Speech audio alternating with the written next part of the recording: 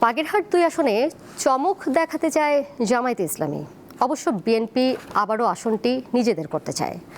আসনটিতে voter সংখ্যা ৩,৩৮,০০০।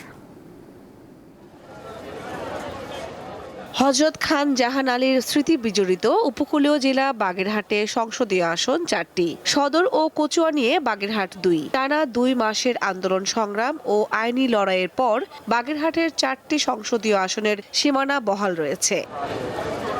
২০০১ সালে আওয়ামী লীগের শেখ হেলাল উদ্দিনকে পরাজিত করেন বিএনপির MAH সেলিম। ২০০৮ সালে বিএনপির MA সালামকে হারিয়ে নির্বাচিত হন আওয়ামী লীগের মীর শওকত আলী। ২০২৪ সালে এ আসন থেকে বিনা প্রতিদ্বন্দ্বিতায় MP হন শেখ সারহান নাসের তন্ময়। তবে এবার দলীয় পরিচয়ের বাইরে প্রার্থীদের সততা, যোগ্যতা ও এলাকার উন্নয়নের বিষয়টিকে গুরুত্ব দিচ্ছেন অনেক ভোটার। আমরা চাই তরুণ হিসেবে আমাদের তরুণের প্রথম ভোটটা এমন একজনের পক্ষে, সে যে দল মত ধর্মেরই হোক না কেন, বাগেরহাটবাসীর সার্বিক উন্নয়নে কাজ করেছেন, পূর্বেও কাজ করেছেন এবং ভবিষ্যতে করতে। নির্বাচনে দেখতে চাই যোগ্য এবং সৎ এবং যারা নাকি জনগণের কথা শুনবে যে প্রার্থী, আমরা সেই প্রার্থীকে ভোট দিতে চাই।